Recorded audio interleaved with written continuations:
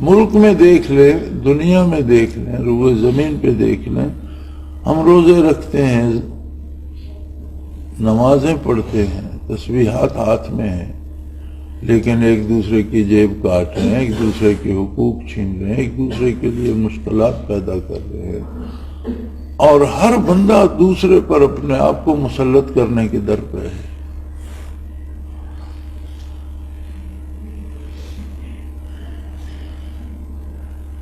ہم سے چھوٹا تو کچھ نہیں، ہمارے پاس قرآن کریم بھی موجود ہے،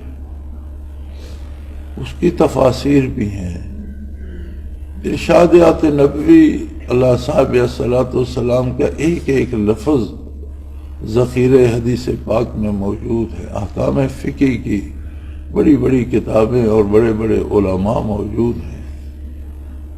5 نمازیں ہمارے پاس ہیں، رمضان کے روزے ہمیں نصیب ہیں، عید قربان پہ ہم قربانی بھی کرتے ہیں، عید کی نماز ادا کرتے ہیں، اعتکاف ہم کرتے ہیں، حج کرتے ہیں، زکوٰۃ دیتے ہیں۔ تو یہ سب کچھ کرنے کے بعد پھر ہم درندے کیوں بن گئے؟ یہ ساری باتیں جب ہم کرتے ہیں تو وہ بات کیوں نہیں آتی جو اللہ نے فرمائی الف بین قلوبکم؟ وہ الفت کہاں گئی؟ اس کا مطلب ہے کہ کوئی بات ہے جو ہم سے چھوٹ رہی ہے، جو ہمیں یاد نہیں آ رہی، جس کی ہمیں خبر نہیں ہے، اور آپ پورے اپنے معمولات کا اور انسانی معمولات کا، مسلمانوں کے معمولات کا جائزہ لیں تو ہم سے چھوٹا کیا ہے؟ ذکر الہی۔ پوری ہماری زندگی میں کسی نہ کسی حد تک ہر چیز کو ہم نے اختیار کر رکھا ہے۔ اگر 10 بندے نماز نہیں پڑھتے تو 10 پڑھتے بھی ہیں، اذانیں ہوتی ہیں، تلاوت ہوتی ہے، ختم قرآن ہوتے ہیں، مدارس چل رہے ہیں، قرآن حدیث فقہ پڑھائی جا رہی ہے، احکام دین اکثریت مسلمانوں کی جانتی ہے، ضروریات دین تو سب جانتے ہیں، وضو کیسے کرنا ہے، نماز کس طرح ادا کرنی ہے، لیکن اس سب کے باوجود وہ بات جو اسلام کی اساس ہے وَأَلَّفَ بَيْنَ قُلُوبِكُمْ فَأَصْبَحْتُمْ بِنِعْمَتِهِ إِخْوَانًا، وہ پیدا نہیں ہو رہی۔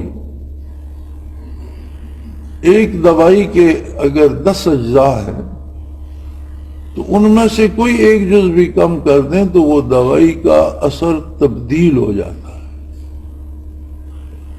یہ دواؤں کا عجیب نظام ہے، یعنی ایک دوا میں 5 چیزیں پڑتی ہیں، ان کی مقدار مقرر ہے، اس کے کھانے کی مقدار مقرر ہے، اگر اس کے مطابق کھائیں تو شفا ہوگی۔ 5 کی 4 کر دیں تو یہ نہیں کہ ایک حصہ شفا کا کم ہو جائے گا، یہ نہیں ہوتا، بلکہ اس کی تاثیر ہی بدل جائے گی، وہ کوئی اور کام کرے گی، ہو سکتا ہے وہ بیمار کر دے۔ اسی طرح انسانی اصلاح قلوب اور مزاج کے لیے جو نسخہ اللہ نے دیا، اس میں سے ہم نے اس کا جو سب سے اہم ترین حصہ تھا وہ ترک کر دیا، وہ نکال دیا، اور وہ تھا ذکر قلبی خفی۔ جب وہ نکل گیا تو سارا نسخہ ہی بیکار ہو گیا۔ لوگ نمازیں پڑھ لیتے ہیں لیکن قتل کرنے سے باز نہیں آتے، نمازیں پڑھ لیتے ہیں جیب کاٹنے سے باز نہیں آتے، حج کر آتے ہیں لیکن دکان پر بیٹھتے ہیں، کم تولتے ہیں، دھوکہ کرتے ہیں، بددیانتی کرتے ہیں۔ وہ جو محبت تھی، الفت تھی، ایک دوسرے کی بھلائی چاہنے کی بات تھی، وہ ختم ہو گئی۔ تو اگر ہم تلاش کریں، میں نے تو بہت سوچا، آپ بھی سوچیں، میں نے تو بہت سوچا، میں سمجھتا ہوں کہ مسلمان ایسے بھی ہیں کہ سنت تو بہت بڑی بات ہے، مستحبات کا بھی خیال رکھتے ہیں، لیکن وہ محبتیں، وہ الفتیں جو عالم اسلام کا خاصہ تھی، وہ نہیں رہی۔ یقیناً نسخے میں کوئی کمی ہو گئی ہے۔ ماضی قریب میں ہم نصف صدی بھی پیچھے چلے جائیں، 1 صدی پیچھے چلے جائیں، تو ایک طریقہ کار تھا کہ علماء جب مدارس سے فارغ ہوتے تو کسی نہ کسی ولی اللہ کی خدمت میں حاضر ہوتے۔ آپ علماء کی سوانح دیکھیں، ہر عالم کی سوانح میں ہوگا کہ فلاں مدرسے سے فارغ ہوئے، فلاں بزرگ کے پاس گئے، وہاں 6 ماہ قیام کیا، 2 سال قیام کیا، اور وہاں سے خرقہ خلافت لے کر یا وہاں سے یاد الہی لے کر میدان عمل میں آئے۔ پھر ایک زمانہ آیا کہ مدارس تک تو بات رہی، اہل اللہ کے پاس جانا چھوٹ گیا۔ اب جہاں ہم کھڑے ہیں ہم بہت دور نکل گئے ہیں۔ اب جو مدرسے سے فارغ ہو کر آتا ہے وہ کہتا ہے یہ ذکر اذکار اور یہ تو سارا فضول ہے، اس کے تو قریب نہیں جانا چاہیے، تو کرنا ہی نہیں چاہیے۔ یعنی اب بات یہاں پہنچ گئی۔ اس کا نتیجہ ہم دیکھ رہے ہیں کہ کہیں محبت سے اگر مل بیٹھتے ہیں تو صرف وہ لوگ کتنے بھی بیکار ہوں، کتنے ناکارہ ہوں، لیکن اگر وہ ذکر کرتے ہیں تو پھر انہیں ایک دوسرے سے محبت بھی ہوتی ہے۔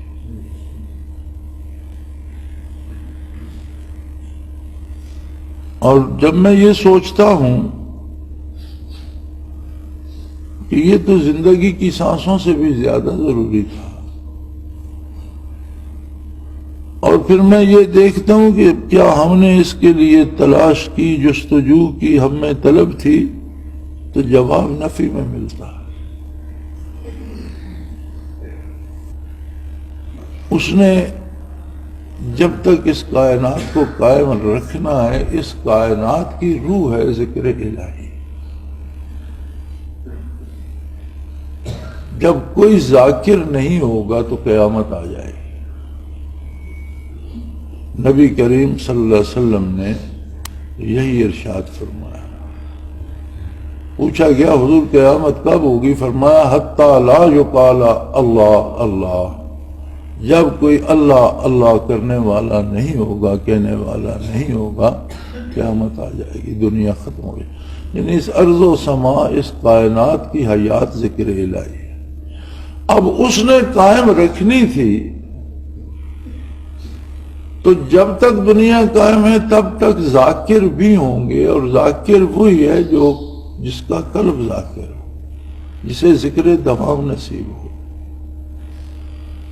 تب تک ایسے لوگ بھی رکھے گا۔ اب یہ اس کا کرم کہ ہمیں بھی پکڑ کر اس پر لگا دیا، ہم نے کچھ نہیں کیا۔ ہم پہ ہوتا تو ہم محروم ہوتے، ہم پہ ہوتا تو ہمیں اس کی خبر ہی نہ تھی، ہم اس سے آشنا، کم از کم میں اپنے بارے یہ جانتا ہوں کہ ہمیں اس سے کوئی خبر ہی نہ تھی۔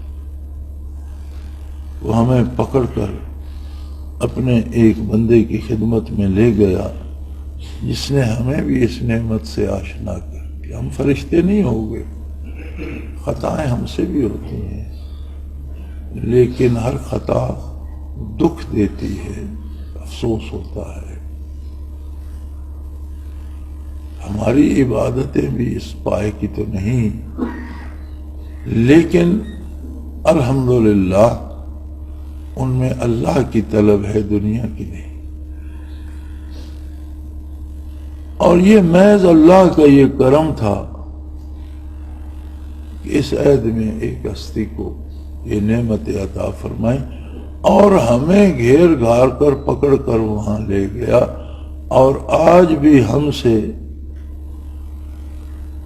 اپنے حکم سے خدمت لے رہا ہے۔ ہم پر ہوتا تو شاید ہم چھوڑ چکے ہوتے۔ اس کا کرم، پھر اس کا کرم ہے، اس کے کرم کی بات نہ پوچھو۔ کم و بیش 6 ارب آبادی ہے دنیا کی، 600 کروڑ لوگ بستے ہیں۔ 600 کروڑ میں سے کتنوں کو یہ نعمت نصیب ہے؟ میرے خیال میں پوری دنیا کی آبادی کا اگر اندازہ کیا جائے تو کروڑوں میں لوگ نہیں ملتے، زیادہ ہوں گے تو لاکھوں میں شاید ذاکرین روئے زمین پہ کوئی لاکھ یا اس سے بھی کم ہوں، لیکن یہ قوت عجیب ہے۔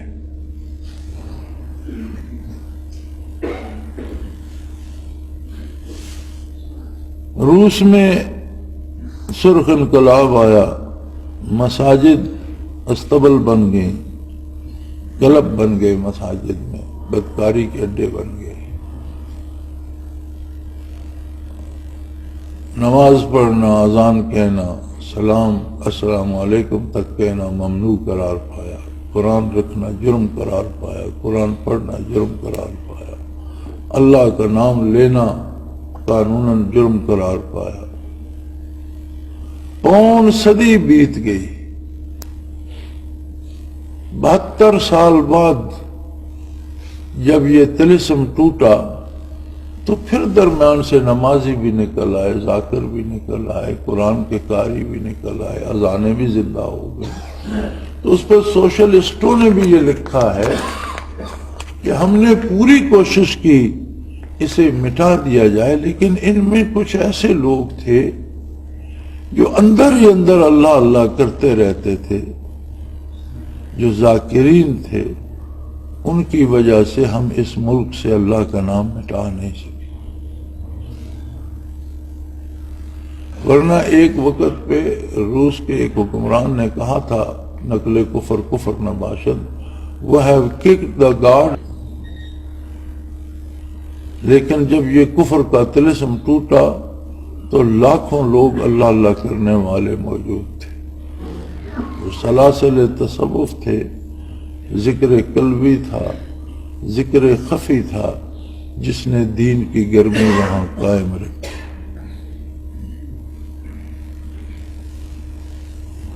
تو سب سے پہلی بات تو میں یہ عرض کروں گا کہ ہم سب کو اپنا تجزیہ کرنا چاہیے۔ میں یہ سمجھتا ہوں کہ اگر مجھ پہ ہوتا تو شاید میں اس کی تلاش میں بھی نہ نکلتا، جانتا ہی نہیں، شاید ہم سب کا حال یہی ہو۔ ہم پہ ہوتا تو شاید ہم اسے قائم نہ رکھ سکتے۔ کتنے لوگوں کو ہم نے دیکھا کہ سلسلے میں آ کر جب ان میں طلب جاں اور سلسلے سے بھی دنیا کمانے کی آرزو پیدا ہوئی تو اس نعمت سے محروم ہو گئے۔ یہاں تو صرف خلوص اور للہیت چلتی ہے۔ تو پھر ہمیں چاہیے کہ ہم یہ سوچ کر، یہ سمجھ کر، ہم تو قاصر ہیں کہ ایسی ہزاروں زندگیاں ملیں تو اس بات کا شکر ادا نہیں کر سکتے کہ اتنی مخلوق میں سے ہمیں اس نے اس خدمت کے لیے چن لیا ہے۔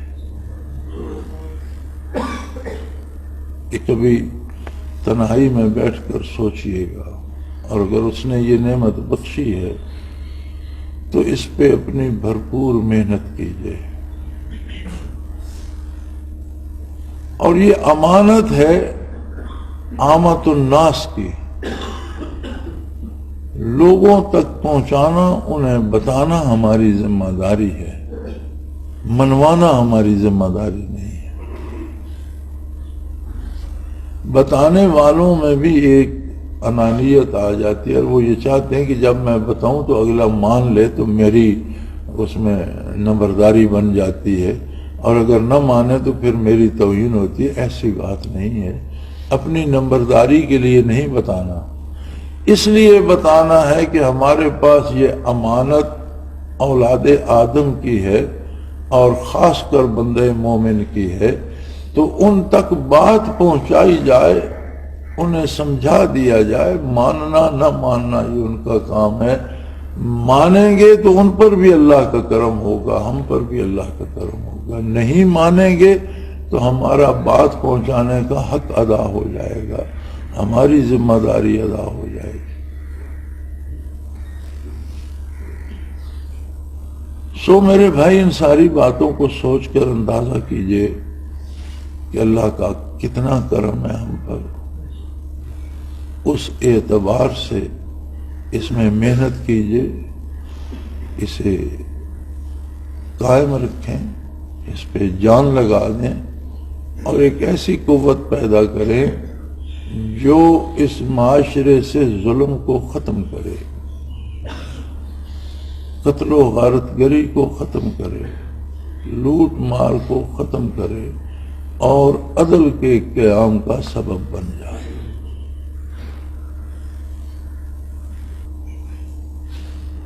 جن بھائیوں کو یہ ہوتا ہے کہ پتہ نہیں مجھ سے ہو سکے گا یا نہیں، ان کے لیے بھی بہترین نسخہ ہے کہ جب اسے آپ عام کرتے ہیں تو دوسرا قبول کرے نہ کرے آپ کو خود استقامت ضرور نصیب ہو جائے۔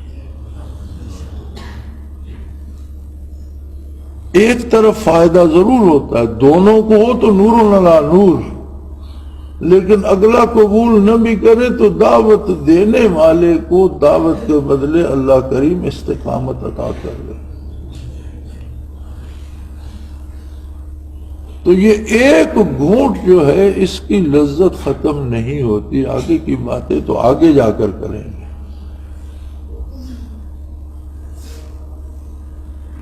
اللہ کسی کے عمل کو ضائع نہیں فرماتے۔ ہاں دیکھیں گے کون غوث بنا تھا، کون قطب بنا تھا، کون کیا ہوا تھا، کس کو مراقبات عالم امر میں نصیب ہوئے تھے اور کون عرشوں میں رہ گیا اور کون سالک المجذوب تھا۔ یہ حقیقت میں پتہ چلے گا جب قبر میں داخل ہوں گے۔ ہم نے قبر میں بھی حالات کو بدلتے دیکھا، ایسے لوگوں کو بھی دیکھا ہے کہ وقت دفن وہ مراقبات ان کے نہیں تھے جو بعد دفن انہیں نصیب ہو گئے، اور ایسوں کو بھی دیکھا ہے جن کے مراقبات بڑے تھے دفن ہونے سے پہلے، جب دفن ہوئے تو تھوڑے رہ گئے۔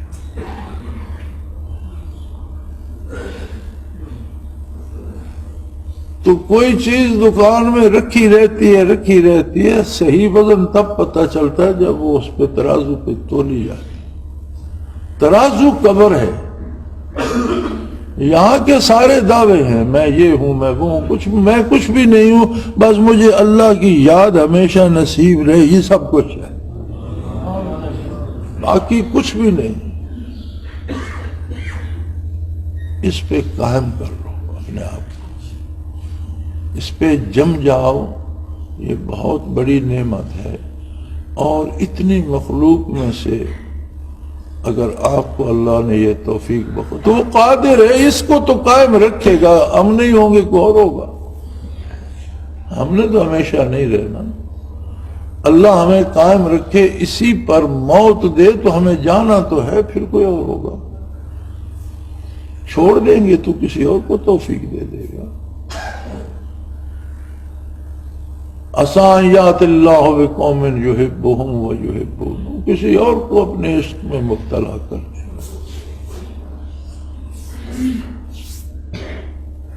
اس کا کیا ہے،